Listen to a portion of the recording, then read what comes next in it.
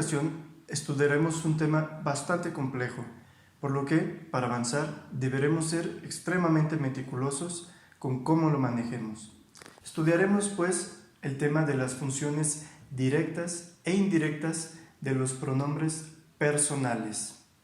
Para esto, también deberemos estudiar la colocación de estos mismos pronombres.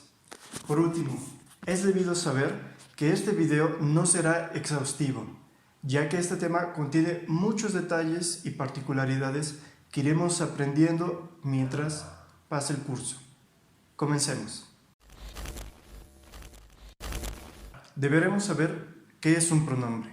Entonces, un pronombre, en términos simples, es una palabra que sustituye a otra. En este caso, nos interesa el pronombre directo y, como su nombre lo implica, el pronombre directo es aquel que sustituye al objeto directo en una oración.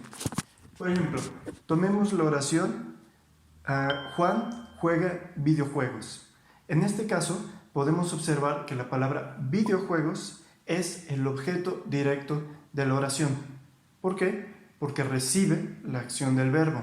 En otras palabras, podemos decir que el objeto directo es aquella palabra o frase dentro de la oración que recibe la acción que ejecuta el verbo.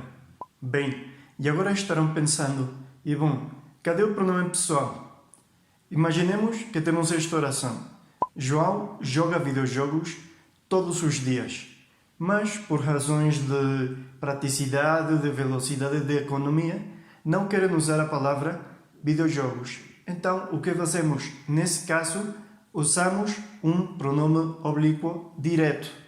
Então diremos uma coisa como João os joga todos os dias. Este os não é um artigo, é o pronome pessoal que tem função direta. Neste caso, ele tem essa função porque substitui o objeto do verbo. Isto é, neste caso, videojogos, que é a palavra que recebe a ação de jogar. Tudo bem até agora? Essa foi a parte fácil da explicação. Agora que já sabemos o que é o pronome pessoal direto, veremos como se coloca e como muda segundo as letras que o precedem. Então, podemos dizer que o pronome direto pode colocar-se antes do verbo, no meio do verbo e depois do verbo. Mas por hoje só veremos a colocação proclítica antes do verbo e enclítica depois do verbo. Então, vejamos alguns exemplos da colocação e das mudanças de letras. Aqui vejamos alguns exemplos da função direta e o mais importante será ver a colocação. Comecemos pela colocação proclítica antes do verbo. Aqui, disso me acusaram, mas sem provas. A quem acusaram? A mim, né? Então, eu sou o objeto direto da oração. Sou o objeto que recebe a ação do verbo, que neste caso é acusar. E o pronome vem antes do verbo. Aqui, mais fácil. Que Deus o ajude. Que Deus o ajude. Aqui outra vez, o pronome pessoal está antes do verbo. E quem Deus vai ajudar? Ele, né? Ou você. Dizem que nos viram indo para o cinema. Dizem que nos viram indo para o cinema. A quem? A nós. Nós somos o objeto direto. E por isso substituímos a palavra nós pelo pronome pessoal nos. Né? Por último, eu as ouvi falando sobre o novo filme. A quem não vi, a elas. A terceira pessoa. Aqui com a colocação enclítica. Também muito fácil, mas vai depois do verbo. Aqui. Tinha-me convidado para a festa, mas não fui. Quem me convidou? Ele. A quem? A mim. Por isso, tinha-me convidado. Lembrem-se que, quando uma oração começa com um verbo, o pronome pessoal só pode ser enclítico, no português formal. Estavam chamando-nos pelo alto-falante. Estavam chamando-nos. Aqui podem ver, embora tenhamos opções, que colocamos o pronome depois do verbo principal e não depois do verbo auxiliar. Aqui com um imperativo. Chame-o agora. Isto é um imperativo de objeto direto. E é importante notarmos que unimos o objeto, o pronome pessoal, ao verbo como um hífen. E por último, deixe-as comer mais doces, né? Deixe-as. A quem? A elas. Então, vejamos a colocação enclítica depois de M, depois da letra M. Neste caso, o pronome pessoal de função direta muda na forma, porque para facilitar a transição entre um fonema nasal e outro fonema nasal. Como aqui, chamem-no, né? É mais fácil pronunciar isto. É para facilitar essa transição entre uma palavra e a outra. Chamem-no agora, temos pressa. Ou aqui, e as bolachas comeram-nas os meninos. Comeram-nas. Aqui, os polícias viram-nos pichando um prédio. E por último, acompanharam-me até a minha casa depois da festa. Vejam que todas estas colocações são enclíticas. Todas as colocações aqui são enclíticas. Aqui também, vendo a questão da colocação enclítica, devemos mencionar que depois das letras R, S e Z, mudamos pronomes pessoais outra vez. Como colocamos o mel antes dos pronomes pessoais propriamente. Como aqui. Fez o TPC? Filo ontem. Filo, em vez de fizo, que não existe. É preciso encontrar o meio para evitar magoá-lo. Magoar, né? Aqui está o verbo na sua forma infinitiva, que termina em er, e por isso escrevemos magoá-lo.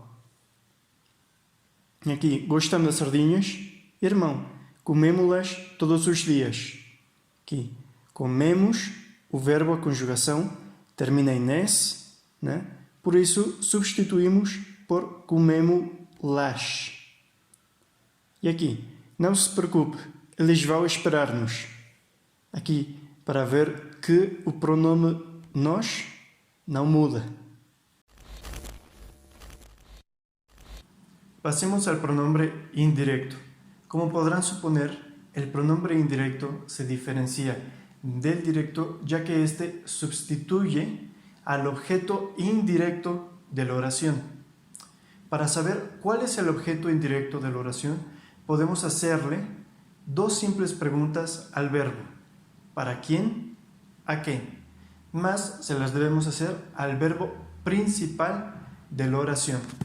Entonces, como podrán inferir, el objeto indirecto es aquel que recibe el provecho o el daño del verbo, mas no su acción directa. Tomemos un ejemplo, la frase Julio da un chocolate a María.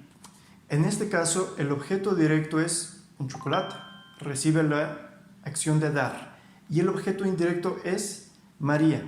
¿Cómo podemos identificar el objeto indirecto en este caso? Bien, porque recibe tangencialmente la acción del verbo y porque está precedido por una preposición, en este caso a.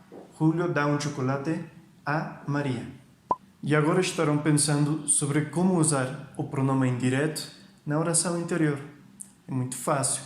Imaginemos, em vez de dizermos Júlio dá um chocolate a Maria, diremos uma coisa como Júlio lhe dá um chocolate. Este pronome lhe, como podem ver, está substituindo a palavra Maria, que neste caso é o objeto indireto da oração. Por isso, este pronome é indireto. Bem, agora que sabemos isso, estudemos também as diferentes colocações dos pronomes indiretos e as suas formas. Então, Vejamos os exemplos seguintes. Sobre os exemplos da função indireta, vejamos aqui a construção, né? E como funciona. É muito simples. Temos um exemplo. Comprei um sorvete para o Paulo.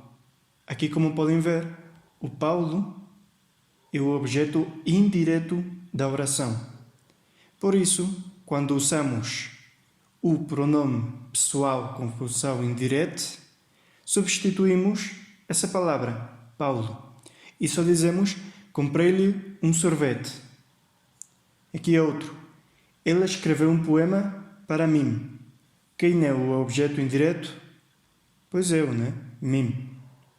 Então, quando usamos o pronome, dizemos uma coisa como: ela me escreveu um poema. Ela me escreveu um poema. Bem.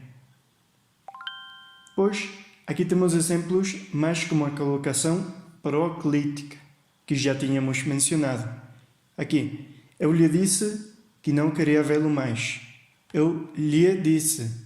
O pronome pessoal está antes do verbo disse. Aqui, o meu pai me deu alguns conselhos para a universidade. O meu pai me deu antes do verbo. Isto é mais fácil. Arrependo-me de não lhe ter dado uma pancada quando pude.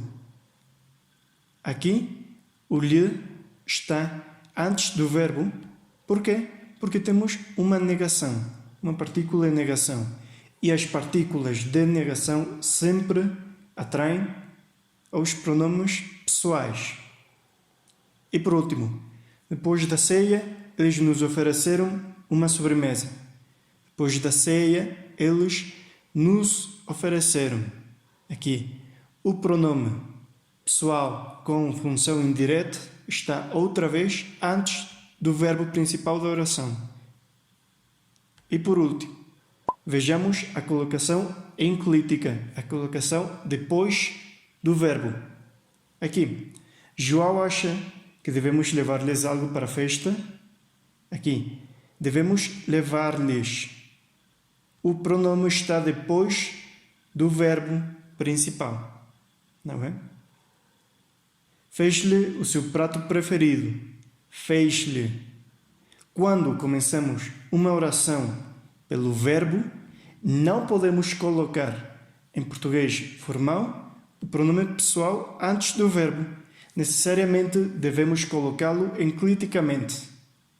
Por isso, fez-lhe o seu prato preferido. A quem? A ele, a Elia, a você. Aqui.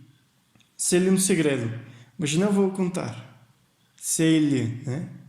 Sei um segredo dele, dela, de você. E por último, será-nos grato convidá-lo à nossa casa.